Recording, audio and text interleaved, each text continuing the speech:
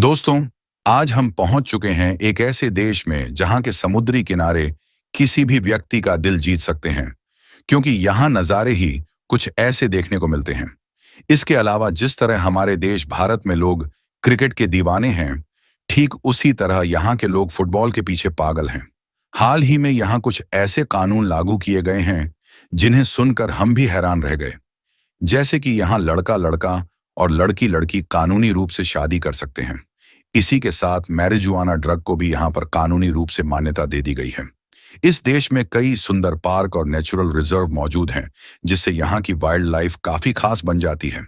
साथ ही साथ यहाँ की महिलाओं को देह व्यापार करने की भी कानूनी रूप से आजादी दी जाती है। देश का इतिहास, संस्कृति और यहाँ मिलने वाली मौज मस्ती की वजह से हर साल इतने टूरिस्ट यहाँ पर पहुंचते हैं कि जितनी यहाँ पर आबादी भी नहीं है। दोस्तों, ये मजेदार देश है उरुग्वे। जानेंगे इस देश की यात्रा के दौरान कुछ बेहद ही खास बातों को, खान पान को, संस्कृति को और सबसे बेस्ट टूरिस्ट प्लेसेस को। तो बने रहें हमारे साथ इस सफर में। लेकिन उससे पहले, अगर आपको यह देश पसंद आए और हमारा ट्रैवल व्लॉग अच्छा लगे, तो वीडियो को एक लाइक कर चैनल को सब्सक्राइब जरूर कर लेना। उरुग्वे दक्षिण अमेरिका का एक देश है जो ज्यादा बड़ा नहीं है। यह केवल 1752 वर्ग किलोमीटर में फैला हुआ है, जो कि एरिया के लिहाज से दुनिया का 90वां बड़ा देश बनता है। हालांकि यह छोटा है, लेकिन यहाँ आबादी भी कम है।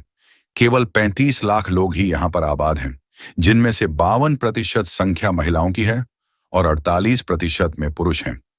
यह है देश की राजधानी मोंटेवीडियो। असल में यह एक पोर्ट सिटी है, जहां से पूरे दक्षिण अमेरिका में व्यापार किया जाता है। इसीलिए यह आर्थिक रूप से काफी मजबूत मानी जाती है। इस शहर को 1724 में स्पेन के एक ब्रिगेडियर ने बसाया था, क्योंकि उस समय पुर्तगाल और स्पेन के बीच हालात ठीक नहीं थे, और इसी वजह से हालात को कंट्रोल करने के लिए सबसे पहले इस शहर को मिलिट्री बेस की तरह इस्तेमाल किया गया था। आज यह शहर आधुनिक शहरों में गिना जाता है, क्योंकि यहाँ पुरानी इमारतों के साथ नई बिल्डिंग्स भी देखने को मिलती हैं। कई सारे टूरिस्ट स्पॉट भी हैं, और देश की 35 लाख की आबादी में से 15 लाख लोग केवल इसी शहर मोंटेवीडियो में रहते हैं। जैसा कि दक्षिण अमेरिकी महाद्वीप के ज्यादातर देशों पर 250 से 300 सालों तक स्पेन ने शासन किया है, ठीक उसी तरह यहाँ उरुग्वे में भी स्पेन ने लंबे समय तक शासन किया है। यही वजह है कि इस देश की आधिकारिक भाषा स्पेनिश है। यहाँ के लोग इसी भाषा का इस्तेमाल करते हैं। स्पेनिश संस्कृति का प्रभाव लोगों के जीवन में, उनके पहनावे से लेकर खान पान और डांस में भी देखने को मिलता है। 1811 में उरुग्वे के लोगों ने स्पेन से आजादी हासिल कर ली थी, लेकिन यह पूरी तरह तब आजाद हुआ जब इसे 1925 में ब्राजील से आजादी मिली।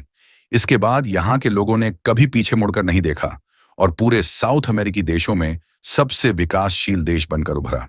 यह है यहाँ पर चलने वाली करेंसी, जिसे उरुग्वेयन पीसो कहा जाता है, और एक पीसो हमारे देश भारत के केवल रुपये के बराबर है। ये है मोंटेवीडियो की ओल्ड सिटी, जिसे सिवदाद विहा कहा जाता है। ये वही जगह है जहां इस शहर को पहली बार बसाया गया था। यहाँ खड़ी सैकड़ों साल पुरानी इमारतें बहुत सी कहानियां बताती हैं। यहीं पर प्लाजा इंडिपेंडेंसिया है, जो देश की आजादी को दर्शाता है। सड़कों पर छोटे छोटे स्टॉल हमें यहाँ देखने को मिलते हैं, जहां पर आर्ट क्राफ्ट, मैग्नेट्स, पेंटिंग और देश की संस्कृति के बारे में गहराई से पता चलता है। यहाँ अक्सर सैलानियों की भीड़ रहती है, क्योंकि किसी भी देश का अगर जीता जागता इतिहास देखना हो, तो ओल्ड सिटी घूमने से बढ़िया क्या ही हो सकता है। उरुग्वे के लोग काफी ज्यादा पढ़े लिखे होते हैं, और यहाँ की लिटरेसी रेट 99% है, यानी यहाँ का हर इंसान पढ़ा लिखा है। इसके पीछे की वजह है कि शिक्षा न केवल यहाँ पर मुफ्त है, बल्कि उच्च स्तर की भी है। हर बच्चे को लैपटॉप मुफ्त में दिया जाता है, जिससे विद्यार्थियों का मन पढ़ने में अपने आप ही लग जाता है, और इंटरनेट भी फ्री दिया जाता है। शायद इसी वजह से विंड पावर टेक्नोलॉजी के क्षेत्र में इस देश ने अहम योगदान दिया है। यहाँ पर दुनिया के सबसे एडवांस्ड विंड टर्बाइन और सोलर सिस्टम बनाए जाते हैं, और उन्हें इस्तेमाल किया जाता है। खेती को आसान बनाने के लिए कई तरह की ड्रोन टेक्नोलॉजी भी इजाद की गई है। पढ़ाई के साथ साथ उरुग्वे के लोग खेलकूद में भी किसी से पीछे नहीं हैं, और यहाँ की फुटबॉल टीम दुनिया की सबसे अच्छी फुटबॉल टीमों में से एक है। यहाँ के लोग कभी भी अपने देश की टीम का मैच देखना नहीं भूलते, और अगर टीम जीत गई तो मानो सड़क पर किसी त्योहार का माहौल हो जाता है। ज्यादातर साउथ अमेरिकन देशों में हर साल कार्निवल नाम से एक त्योहार मनाया जाता है।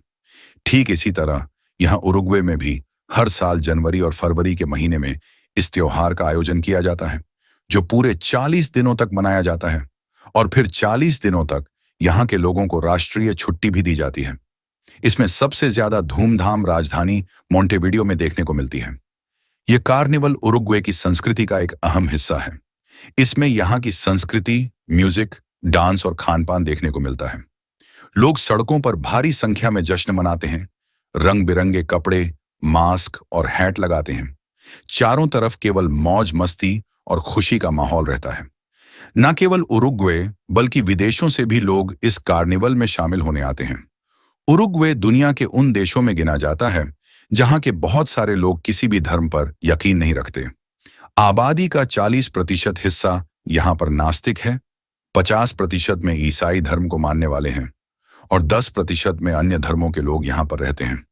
इस देश के राष्ट्रपति के बारे में एक ऐसी बात हमें जानने को मिली जिसे जानकर हम भी पूरी तरह से चौंक गए। 2015 से पहले यहाँ के पूर्व राष्ट्रपति जोस म्यूजिका थे। ये एक ऐसे नेता थे जिन्हें दुनिया का सबसे गरीब नेता माना जाता है।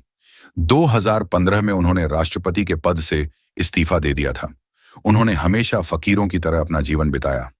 राष्ट्रपति भवन के बदले अपने 2 कमरे वाले एक छोटे से मकान में रहे। सुरक्षा के नाम पर उन्होंने केवल 2 पुलिसकर्मी ही रखे।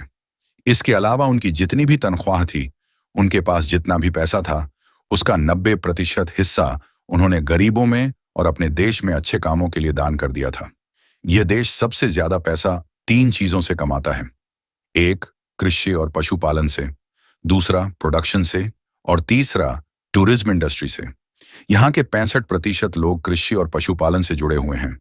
यहाँ पर सबसे बड़ी नदी है उरुग्वे और इसी नदी के नाम पर देश का नाम रखा गया है। यह नदी ब्राजील से निकलती है, उरुग्वे पहुंचती है और फिर अर्जेंटीना में जाकर समाप्त होती है।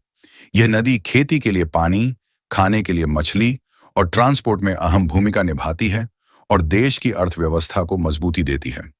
उरुग्वे के पश्चिम में अर्जेंटीना देश है। उत्तर और पूर्व की दिशा में ब्राजील के साथ इसका बॉर्डर लगता है, जबकि पूर्व और दक्षिण पूर्व की दिशा में विशाल अटलांटिक ओशियन है, जिस वजह से इस देश के समुद्री किनारे बहुत ही सुंदर नजर आते हैं। यह है पुंटा डेल एस्ते। यह देश का सबसे प्रसिद्ध समुद्री किनारा है। यहाँ लाखों सैलानी हर साल आते हैं। इस बीच के किनारे कई रेस्टोरेंट्स और कैफे की भरमार है। सर्दियों में तो यहाँ माहौल शांत रहता है, लेकिन गर्मियों के आते ही यहाँ चारों तरफ चहल पहल और भारी भीड़ देखने को मिलती है। देश के नागरिक अपनी छुट्टी के दिन इस बीच पर परिवार के साथ आते हैं।